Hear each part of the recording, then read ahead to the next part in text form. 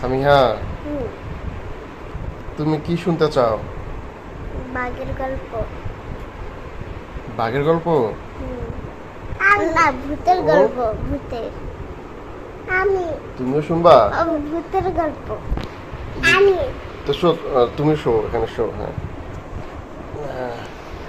তো কিসের গল্প শুনবা? বাঘের গল্প শুনবা? না, ভূতের গল্প। ভূতের গল্প কেন? ভূত বলে কিছু নাই তো। ভূতের গল্প ভালো লাগে। ভূত আর বাঘ। ভূত আর বাঘ? ভূত আর বাঘ একসাথে। দুটো একসাথে গল্প শোনাবো? একসাথে ভূত আর বাঘ। আচ্ছা, আগে একটা বাঘের শোনাই, পরে একটা ভূতের শোনাবো। ও, কি হয়েছে বাবা, ব্যথা লাগে? হ্যাঁ, বাঘটা যেন একটু হয়।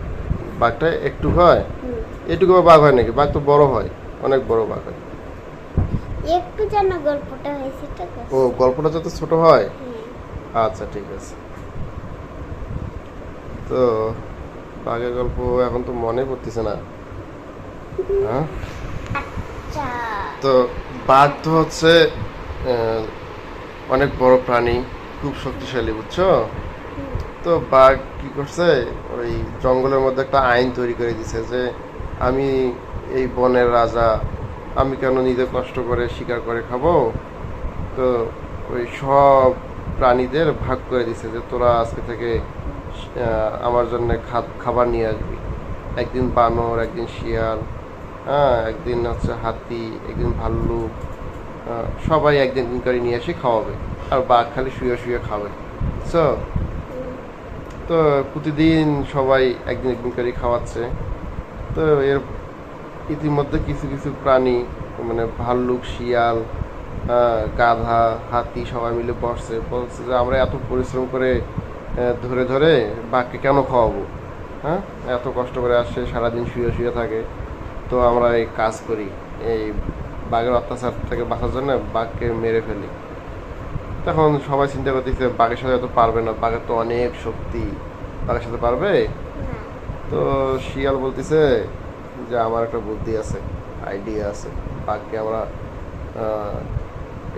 এই আইডিয়া দিয়ে বাঘকে আমরা দমন করবো। তো এবার কি করছে, সবাই মিলে জঙ্গলের মধ্যে একটা অনেক বড় গর্ত করছে। বুঝছো? তো গর্ত যখন করছে, কুয়া করছে, কুয়ার মধ্যে নতুন পানি, টলটলা পানি যখন বের হয়েছে না, তো ওই পানির মধ্যে তো মানুষের ছবি দেখা যায়, উপরে যাই আসে তারই ছবি দেখা যায়। তো এবার সবাই মিলে বাঘের কাছে গেছে, যা সবাই মিলে বলছে মহারাজ মহারাজ, বলছে কি হয়েছে, তোমরা সবাই আসছো কেন?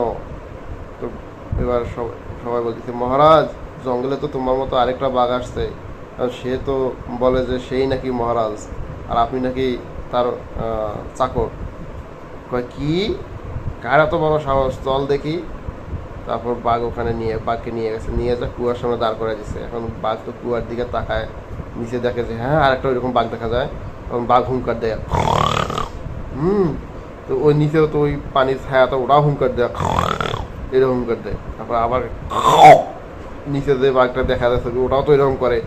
তখন তো বাঘ তো খুব ক্ষিপ্ত হয়ে যায়, তারপর আগে মাগে গরম হয়, বাঘ দিছে ঝাঁপ ওকে ধরার জন্য, আর পানির মধ্যে ডুবে গেছে। পরে সবাই আসিয়া মাটি টাটি দিয়ে বাঘকে মেরে ফেলছে।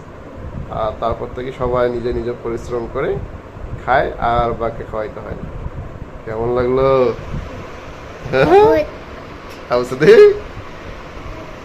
ভালো লাগছে? আবার শুনবা? আরো শুনবা? ওরে বাবা,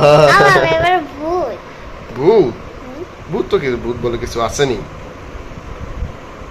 ভূত নাই।